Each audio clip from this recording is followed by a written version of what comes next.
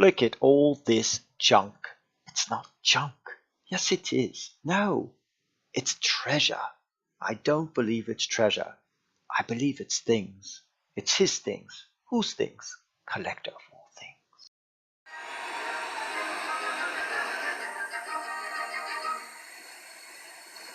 Hello everyone, this is Collector of All Things, and today I'm back again with another plane from Forces of Valor. This is the Unimax version. This is the 85049, and this is the ME262 Messerschmitt. So this is a plane with quite a bit of history. This one is the first, and take a look at that. Isn't that gorgeous? This is the first fighter combat jet ever. So the first jet ever used in combat. And as you can see, yes, it is a German plane. This is from World War II. And it is just simply stunning. So this plane here is a plane that conceptually was thought about to be brought into the war. And I just want to say, thankfully for the Allied forces, it didn't happen, but they actually came up with this concept before the war broke out. And it took quite a bit of time in development. Actually, when I say quite a bit of time, it didn't take that long because we're talking years, and some fighter designs take, decades. But this plane here came, the first prototype flight of the airframe itself, which they used a piston engine, flew in 1941, and then eventually the prototype with the turbine engine, the jet engine, flew in 1942, but did not actually fly in combat until 1944. So I can say that the Allies were very happy that it took that long for this plane to come into existence. This plane had a very minimal impact on the war itself, but had it come out sooner, I think it would have had a huge impact on the war. When it did finally fly, this plane, Germany had run out of resources. There just wasn't enough fuel for the plane, and the plane was quite stellar, but needed a certain level of skill to fly it. So you needed to have a very skilled pilot, and the war had not gone well. And then when they got to the 1944, closer to 1945, for Germany, they were just stretched too thin, and they had just used too much of their resources, including their pilots. So in the end, they had very few pilots who were capable of really making this plane shine. Had they started the war with this plane, wow, the outcome could have been drastically different.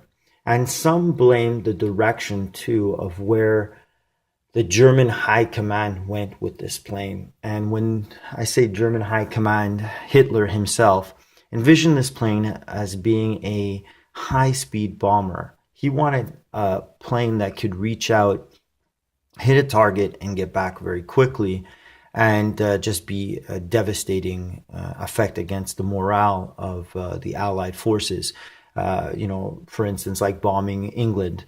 And it was very difficult to turn this into a bomber. Originally, it was a combat aircraft used as more in the fighter role. And they had two versions. They had the German, the Swallow, which was their fighter version, and they had the Stormbird, which was their bomber version. But the bomber did not really take off. Well, it took off, it flew. I don't mean like that. I mean that it just wasn't the success that they were looking for. In fighter capability, it was a very successful aircraft. It's attributed to having almost 550 Allied kills, which doesn't sound like much. But remember, this was at the end of the war, and there were not a lot of these planes that they could field. So, and they couldn't fly constantly because the maintenance and the upkeep was just incredible, and there was just not enough resources. Plus fuel. This took a lot more fuel than the standard aircraft. They were not very good at low altitude fighting. So when it came to air-to-air combat on low altitude or low, slow turns, they were outclassed by like the P-51 Mustang and the Spitfire, they weren't able to keep up with them in low speed turns and dives. But when we started talking about high altitude, high speed combat, they totally outclassed everyone. There was literally nothing that could keep up with this plane in 1944. This thing just was able to swoop in, swoop out, and was almost untouchable at full speed. They were used primarily as a defensive role, specifically defending Germany against B-17s, and they were highly effective in that role. They took out a lot of B-17s. Now, it wasn't an easy task, and that's why you needed an ace pilot to be able to fly this. What they would do is they would try to get the B-17s. They'd come out of a dive very quickly, spray the B-17, and then fly off, and then come back around and try and do it again. The B-17s were escorted by P-51 Mustangs, which were very high capable combat air-to-air aircrafts. They were interceptors. But at the speed that these planes could fly at, the P-51 was not very effective. The thing is that what was difficult, and again, going back to why you needed a really skilled pilot, was these planes were traveling at such a high speed, and they used 30 millimeter cannons in the front, as you can see right here on the nose. And those cannons were not very effective 600 meters out. They had to get within 600 meters to basically hit anything, even a huge plane like the B-17. And the plane itself, the fighter, needed to get out of the way of the B-17 about 200 meters in. Because if they got within 200 meters, they probably wouldn't have pulled out of the dive, and they probably would have just smacked right into the B-17. So they had a 400 meter window. So when we're talking about the speed of this plane, which were over 500 miles an hour, 400 meters equates to roughly about 2 seconds of a time. So you needed a pilot who could fly this plane, go in, and within 2 seconds, spray a B-17, knowing that you had other planes around you and trying to avoid everything else, and in a combat situation with the adrenaline flowing through. So you could see that even though this was an amazing aircraft and was ahead of its time, you're asking a lot. I mean, we didn't have laser guided weapons. There was no computers back then. This was seat of the pants flying by a pilot. And it's amazing that they were able to hit anything. And yet they were. Again, they were very effective with taking out B-17s. And I think as an evolution, they looked at the fact that, these guns were not, they were effective, but not overly effective. They could have been better. And they started adding little rockets on the plane. And they used R4M rockets, 12 under each ring. And they had 24, and they would fire them off and see what would happen. Now, what was effective about these is at high speed, they were highly maneuverable. At low speeds, they weren't. So they would try to get enemy aircraft into a very high speed chase and then come back around and take them out. Now, the weakness of this aircraft was low speed, was low altitude, and also the fact that they didn't have much range. They operated between 60 and 90 minutes in the air. If the Allied forces found out where they were hangared, they would just attack them while they were on the ground. They were very vulnerable on takeoff. They were very hard to get into the air. You had to use your brakes to pop the nose up. If an Allied airplane was able to see them taking off, they bought it. They would have just shot this thing down before you ever got up. And also landing too. They weren't the easiest thing to land. So again, coming down, they were just shot out of the air. So for their deficiencies, they were still an incredible aircraft. And as I said in the beginning, I believe that had this aircraft come out earlier, if we're talking 3 years could have made a difference. If it would have came out in 1942 when they were prototyping this, had this plane come out, it would have made a huge impact in the war. So thankfully, happily, with the Allied forces, that did not happen. Now, there is something significant about this aircraft too.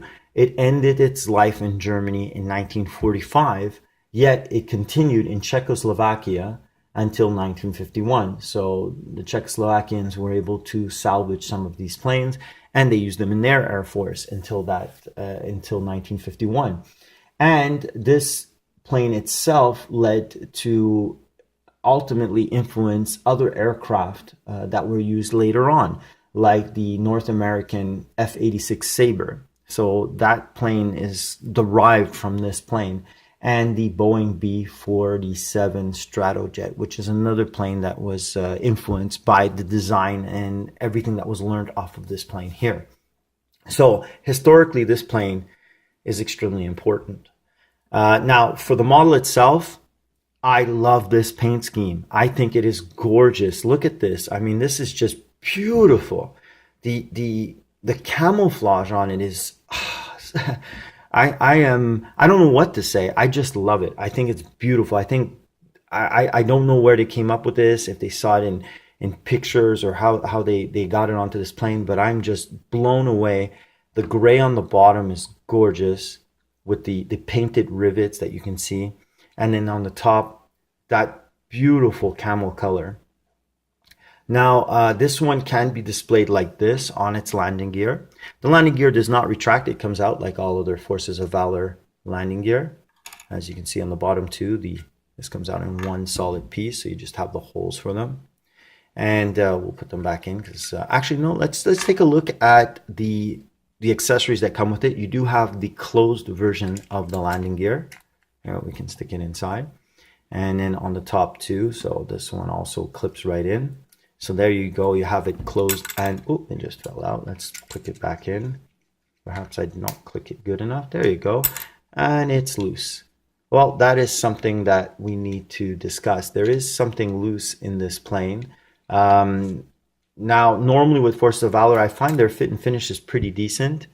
But with this one, this closed part, so this is this is where we'll go into the negatives of this one. This closed part doesn't stay in very well. We'll take it off. So the front landing gear stays in perfectly. I think that's, in fact, it's pretty solid. We'll take it out. Now, with the front landing gear open, I did have a problem, and you might see that piece of tape right there. I had to put a piece of tape on both sides so that it would stay in, because before I put the tape, it would fall out. But now it seats itself perfectly. So that is good. The other landing gear open was no problem. So it's weird how each one has their mix of being able to stay in and stay out. This one stays perfectly. There you go. I'll put it back down.